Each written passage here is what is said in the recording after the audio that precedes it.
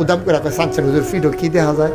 আমি চাইয়া দিই পুরাটা ফিডের ভিতরে এই যে গরু ফিডুর না ফাজুন দিয়া ফিটলে যেরকম দাগ দেখা যায়, পুরাটা পিঠের ভিতরে এরকম তিতা পড়া দাগ।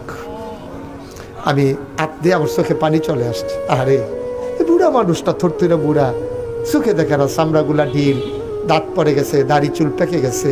এই লোকটা এমনি পিটাইলো, এই সমাজটাতে কোনো মানুষ নাই। আমি চোখের পানি ছেড়ে দিয়ে কাঁদতেছিলাম। আমি ডাক দেয়া বললাম, বাবা কে তোমারে এমন করে পিটাইলো?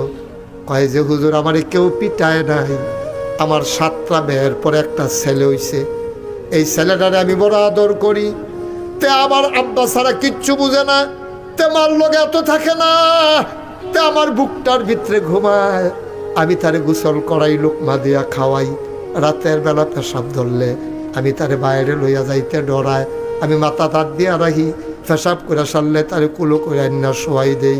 হুজুর এত তিল তিল করে তারে বড় করছি, তে বড় হইছে, তারে বিয়েও করাইছি, আল্লাহ করলে আমার একটা নাতি হইছে। একদিন তার নাতির আমার নাতিটার তার ফুতের কাশ হয়ে গেছে, নিউমোনিয়া, জ্বর উঠে গেছে। আমার বিবি ডাক দেওয়া কয়, স্বামী আমার, আমরা বুড়া বুড়ি আর বাসাম কয় বছর, আমরা রসিকটাত না থাইকা আমরা রান্নাঘরে থাকি, আমার নাতিটার জ্বর উঠে গেছে গা, লেল্লিরা বাতাস আলগা বাড়ি। হুজুর আমরা জামাই বউ ওই হলার বেড়া দেওয়া ঘরটার থাই, রাইতে ঘুমাইতে পারি না, ঠান্ডা বাতাস, আগুন ফোয়াই, হুজুর কত কষ্ট করি। আর আমার ফুতে থাকে রসিগড়। কয়দিন আগে তাইয়া সেরে আমার রাত ধরে কান্দে, আমি কই কান্দোস কেরে?